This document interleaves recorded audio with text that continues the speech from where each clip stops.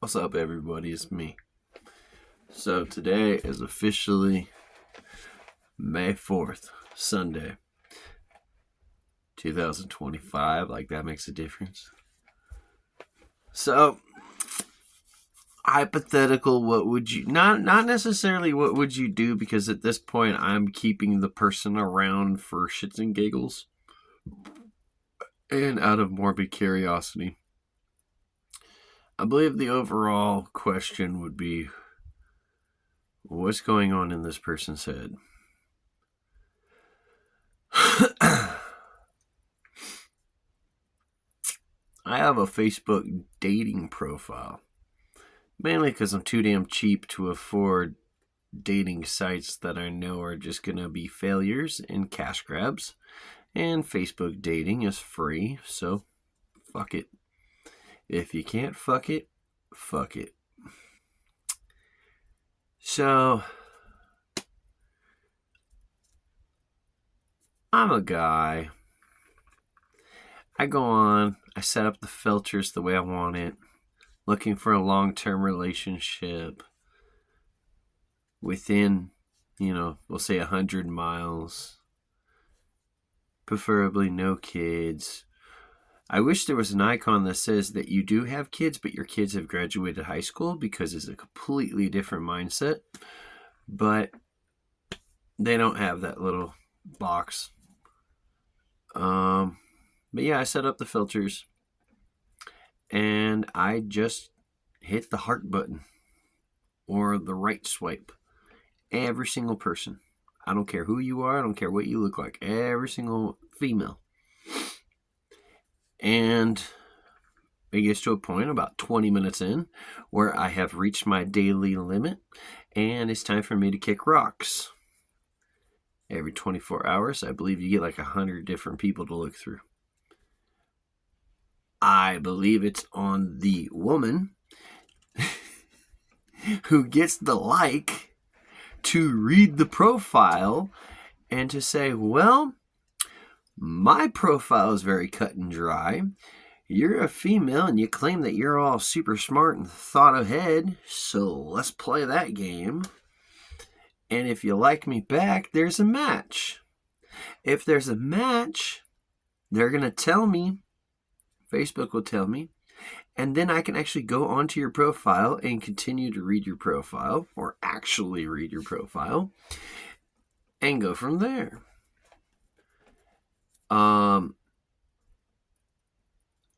I acknowledge that I am not the only guy to do this, but for whatever reason, I have gotten, on multiple occasions, women who match with me. I read their profile, I talk to them, they talk to me, there's a conversation. We both acknowledge that Facebook dating doesn't do the little notification bing or alarm. So we share our actual Facebook profile and then move the conversation to Facebook Messenger. That way you can make phone calls. That way you can make video chat. You can send videos. You can send pictures.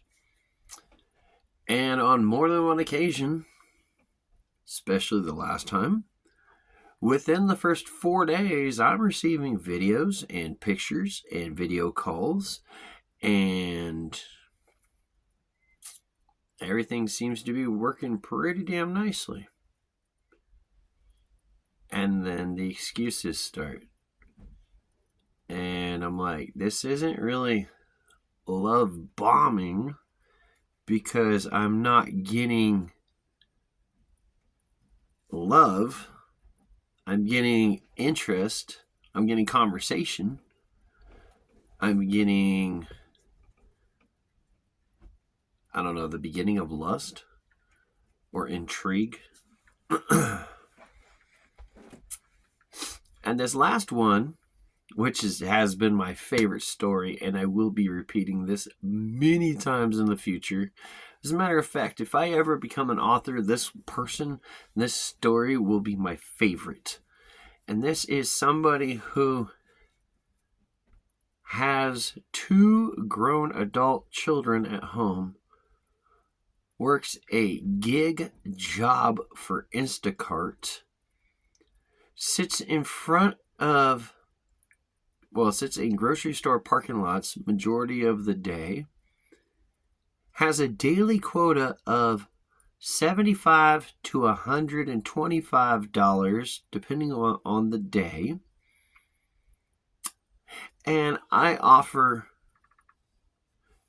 $200 to $300 multiple times, and it's gone from 2 to 3, back to 2, back to 3, for her to basically take a day off, go to Target, pick up a pack of boxers, because I can't go to Target. The nearest Target is like 50 some odd miles away from me, and then bring them to me. I'll give her $200 cash. I'll meet her in a public place. I don't want her coming back to my property.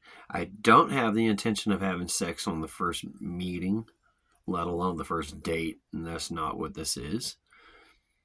But it is a human being who makes a living off of Instacart.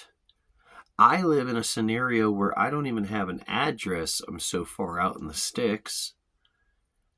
It would take me well over 50 miles just to get to the closest Target, just to get one pack of boxers. I don't know. I thought I was doing something nice, but apparently after offering that, I was told, I don't need your money. Then I offered twice the amount of gas money it would take, because you got to still come out here and come back to where you live, which is probably a good hour and a half drive. Maybe even an hour and a half times 2, so up to 3, anywhere from 1 hour or an hour and a half to 3 hours. So we'll just lie and say like 2 hours of driving.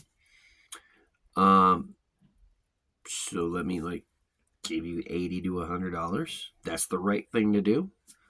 And then, no, I don't need your money. So I'm like, okay, well then, you work for Instacart. Why don't we meet in a city or in a town that's in between the two of us, where you can technically move your little Instacart bubble to the next town over, and it allows you to sample for the day the different stores, the different customers. Maybe you make some more money, maybe you make less money, but you lost a day out of it. It's all good. I gave you $200 or $300 for a pack of boxers, said thank you, and went away anyway, as I plan on doing.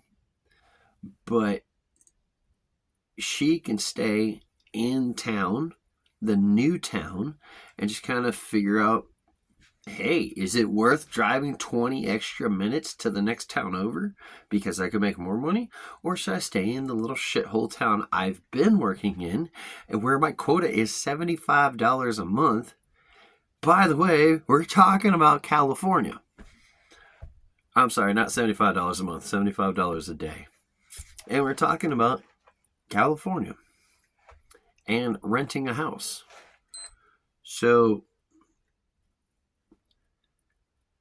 like I said, I am smart enough to see that there's smoke and mirrors and bullshit, and I should walk away because that's what makes the most sense. However, I also acknowledge that I'm twisted enough to go, ooh, let's see where this ride goes. You're not getting any of my money. You're doing everything in your power to stay where you're at and keep me where I'm at. So, as long as I know this is all just a mind game and I stay in control of the mind game and I don't allow the emotions to become something,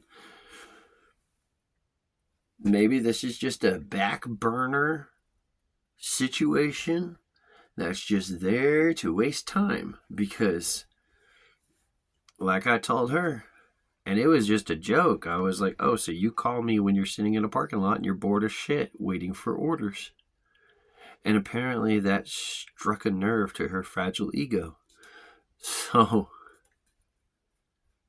I'm like, well, that's cool, because I collect Social Security and I homestead, and I live 15 miles away from the nearest cash register, which is part of an unincorporated town, which is like 2 hours north of Los Angeles up in the high desert. So I have nothing better to do between the solar panels charging my batteries so I could go back on Xbox.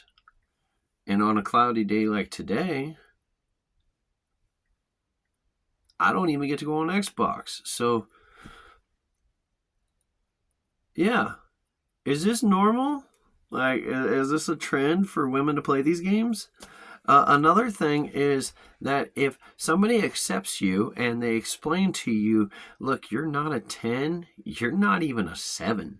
You're not a 7, an 8, 9, or a 10 overall. You're effectively a 6. But you have the ability to carry on a conversation. You have the ability to actually give a fuck. You have the ability to open yourself up in such a way that, yes, you are a 6, but you quickly become a 10. The next response should not be, oh, by the way, I'm going to go get more piercings on my face.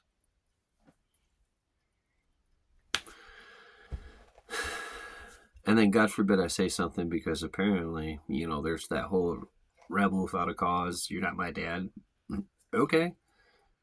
You're single. I'm single. Up until the last comment that you just made, we were attracted to each or becoming attracted to each other. And now I'm going, oh, never mind. Let me go over here. And you're getting pissed. Well, here's the reason why. I mean, what happens when I cover my face in tattoos and piercings? Am I supposed to get more women? Or am I supposed to just... what? Anyway, I send my piece. I just want to talk shit for a little bit. I